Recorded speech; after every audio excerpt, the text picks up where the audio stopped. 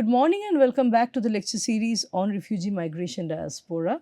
So, today we are going to take up a case study and we will look at Nepal diaspora through our reading of Manjushri Thapa's Seasons of Flight. So, Seasons of Flight is a novel which was published in the year 2011 by the Aleph publishers. The story of this novel is based on a Nepalese girl named Prema who is struggling to live in Los Angeles, USA, after getting a DV lottery which gave her a green card, right? So we see that this girl Prema suddenly gets a green card and then she travels to Los Angeles, and then the entire plot is about her struggles, the challenges she faces while surviving in the new land. In the novel, Prema's quest for identity represents those who have been displaced and who belong to neither part of the world. Manjushri Thapa is born in Kathmandu, Nepal. She is a Nepalese born Canadian essayist, fiction writer, translator, and editor. And later she moves to the US. So, Thapa is a recognized Nepalese diaspora writer who is well known for her works including Forget Kathmandu, an elegy for democracy, which came out in 2005, and The Tutor of History, which came out back in 2001. So, Manjushri Thapa's first book was Mustang Boat in Fragments. So, Mustang Boat in Fragments came out in 1992.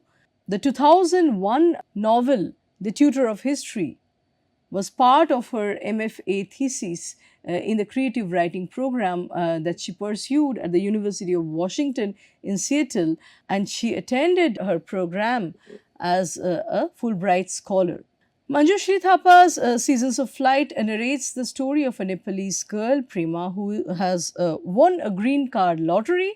It's a rare opportunity that promises a better life in America, and so Prema subsequently travels to America. This event marks a significant turning point in Prema's life, leading to a series of adventures and misadventures that she encounters in a new country. The story begins with the protagonist Prema, who is settled in America, and it is, it comprises the recollection of her past through memories. So, her reminiscing exercise actually shapes a larger part of this plot. Prema's primary schooling occurred in a village earlier in India, and then she came to Kathmandu.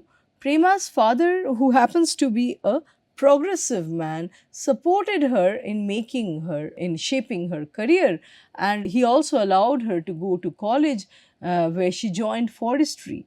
So, we see this father daughter duo in the novel radiating warmth and love for each other.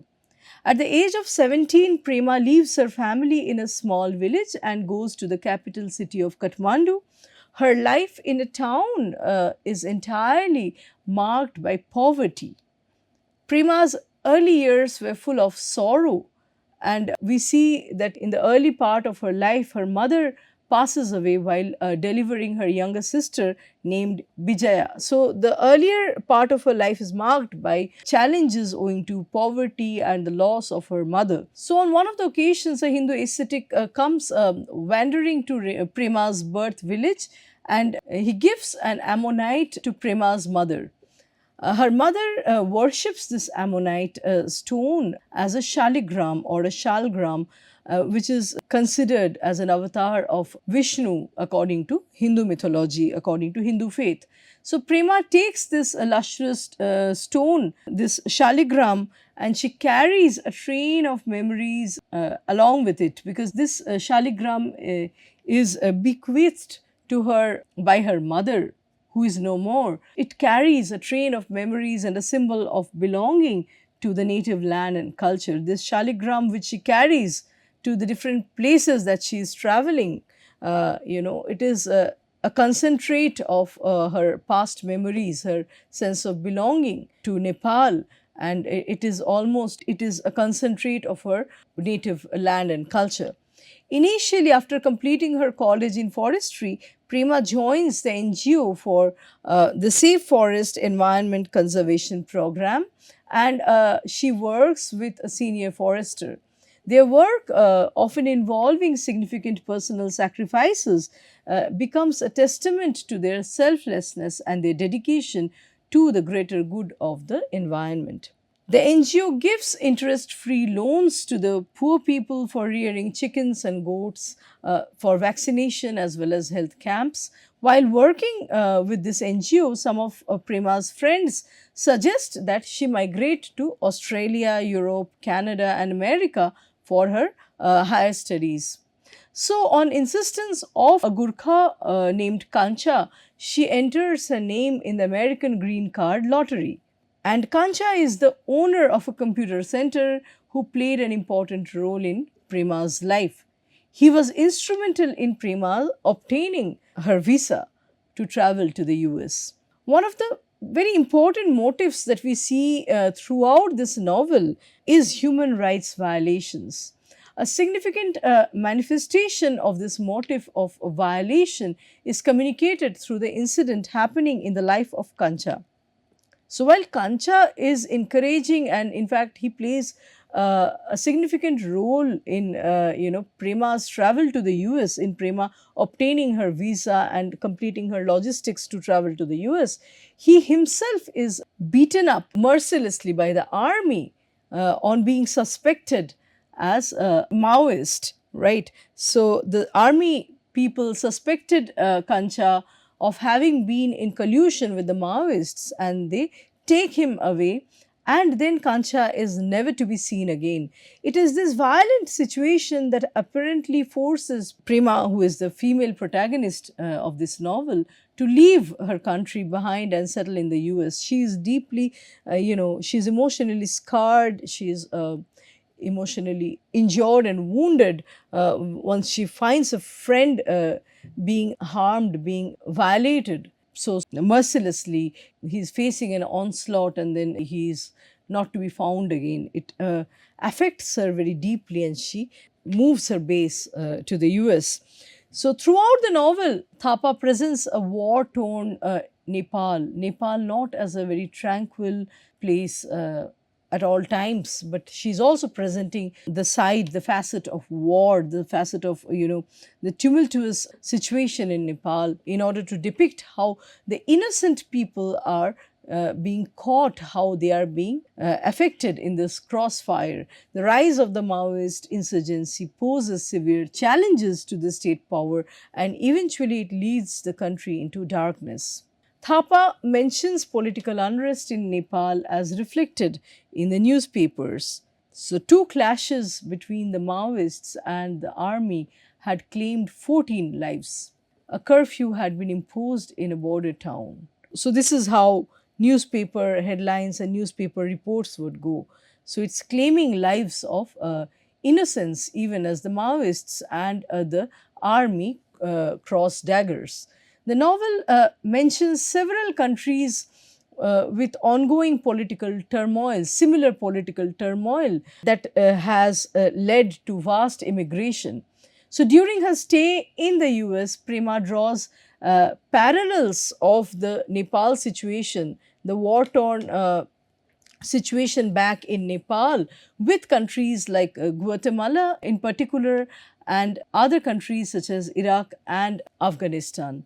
So, in all these places, in the Middle East, in South America, the Latin America, we have similar. So, in all these places, the Latin America, the West Asia, we have similar kinds of unrest, similar kind of emergent situations of emergency.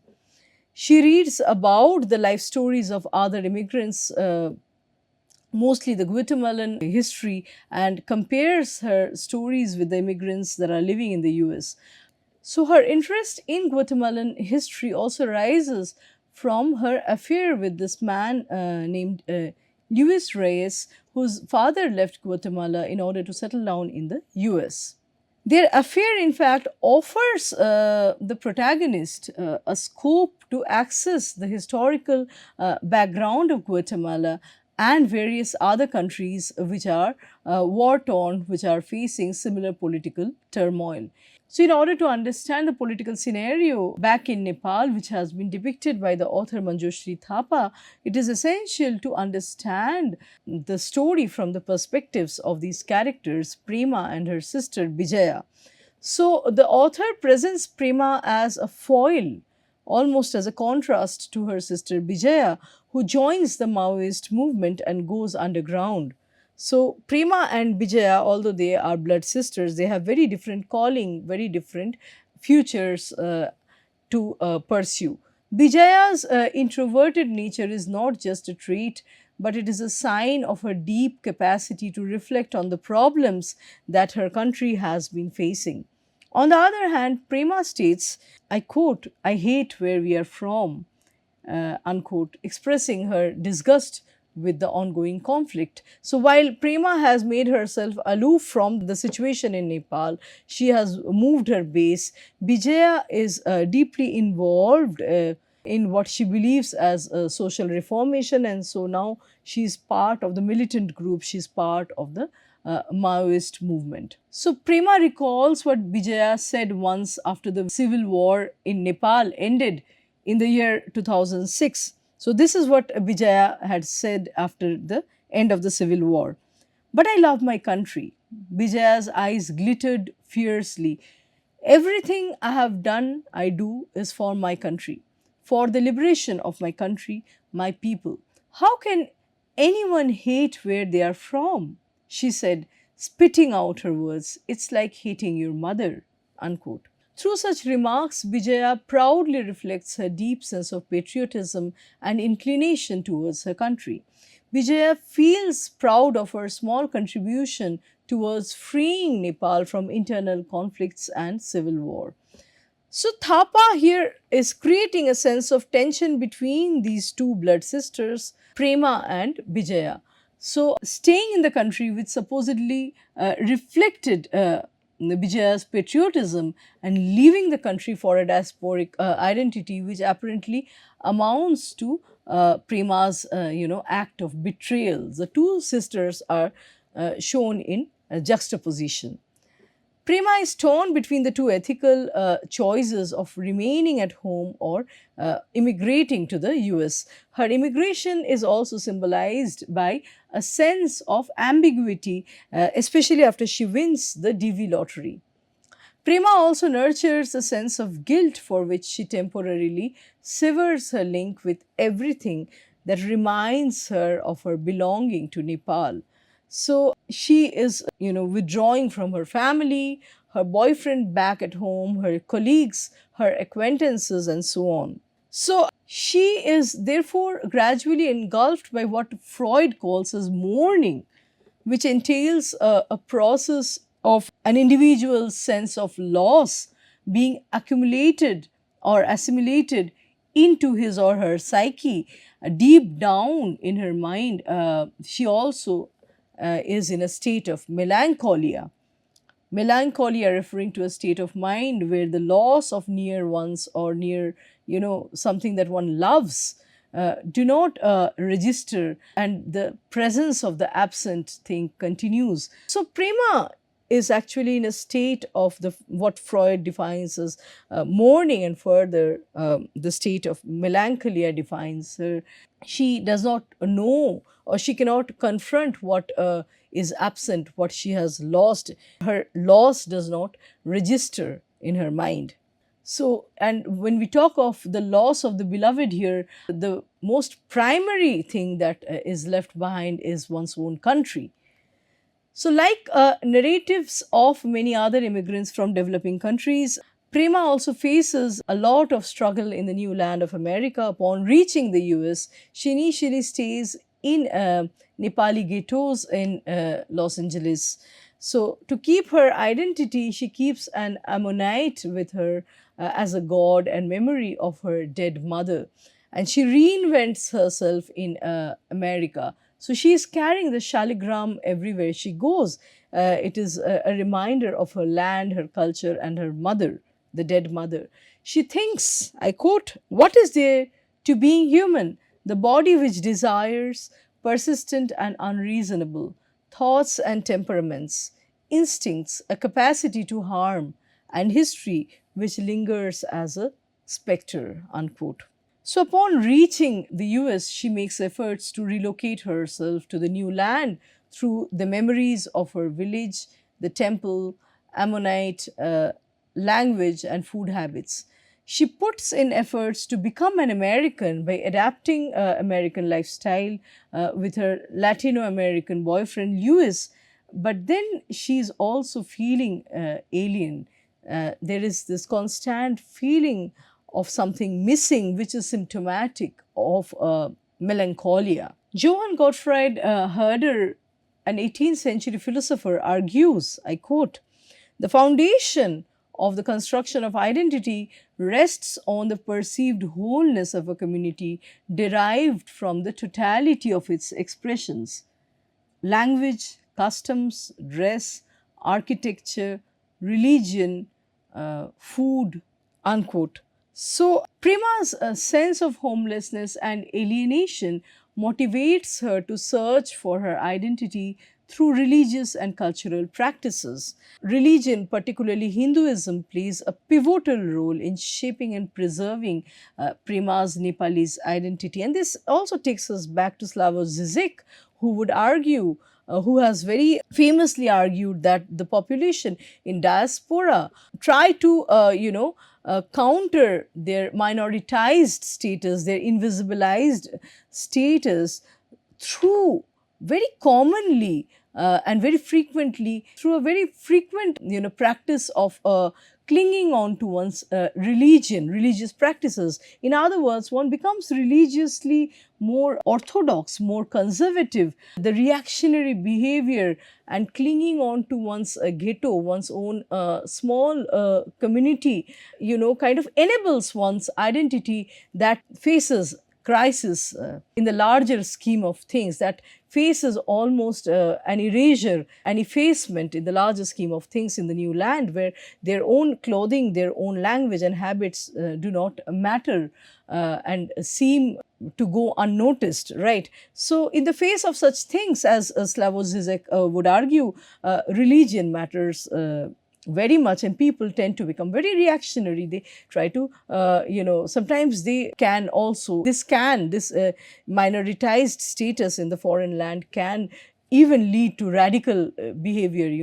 Someone who was a very moderate and liberal practitioner of a religion in a new land would end up becoming a very radical, a very extremist practitioner, would develop, communalist, and might develop a communalist identity and identification. So, while staying in the Nepalese ghettos in Los Angeles, Prema meets Mata Sylvia, who is a preacher of the Hindu religion. She recites lines from Hindu scriptures such as Srimad Bhagavad Gita, from Mahabharata, and also from Ramayana. And she also refers to books about Osho and Vivekanand. Her religious identity keeps her rooted to her home country and her culture in the US. So, we see religion almost becoming a soft power that kind of counters one's minoritized, invisibilized status. It props up one's identity. It becomes a source that makes one's identity in the new land, in the absence of one's prominent, linguistic or cultural group. Religion is something that almost makes a vicarious home or community in a displaced situation or in the diaspora. So, in the novel, we see that Mata Sylvia's religious practices in the US take Prema back to her Nepalese home. Memories of her mother's bedroom, shrine and idols of the gods flash in front of her. So, nostalgia and memory of her native Nepalese culture pose resistance to Prema's sense of belonging in an alien land. Prema constantly searches for her fixed cultural identity in America. So, in this regard, scholar and critic Mahesh Bhatt states in his study of this novel that, I quote Bhatt here, he states the following: Thapa depicts the incidences in the life of Prema such that she feels her physical location in Los Angeles, but her genealogical and geographical roots lie in Nepal. Prema longs for her new identity. She feels something which was protected in Nepal has lost in America, and that is her roots, her belonging, unquote.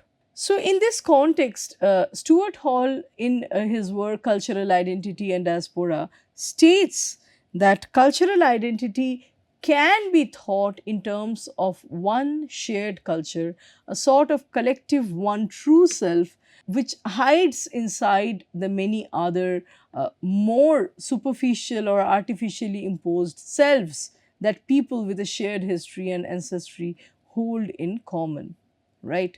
So, nostalgia, which is a powerful force in a diaspora space, bridges the gap between the past and the present. Memories from the past, particularly those that are associated with food, offer a comforting escape from the harsh reality of the present. Prema nostalgically yearns for her happy days of childhood, and she often recollects the memories of food and festive meals. So, Thapa here brings in food as a marker of identity. Food gives comfort and security in an alien land, and sometimes it becomes a tool for feeling secure and regaining, disinterring that sense of heaven in a new land. So the warmth is restored through even the memory and the process of cooking and eating the familiar food back from home. So in the novel, on the occasion of Prema's lover, Louis saying, "Hey Prema, know what I had for dinner last night? Dal bhat." This is a kind of Nepali food.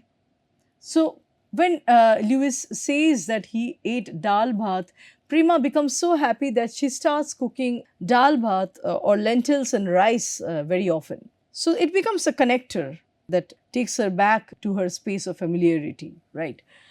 So on another occasion, a character called Niru, who is another immigrant, offers Prema Nepali food.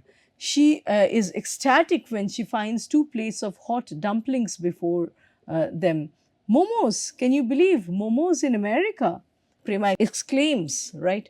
So, therefore, different forms of nostalgia build a sense of resistance from assimilating with the US culture, right? So, it's nostalgia becomes a moment of regaining or bringing to life one's individuality, one's individual culture and baggage of history that one carries with oneself, which resists assimilation, integration, and being bulldozed by the meta culture of America.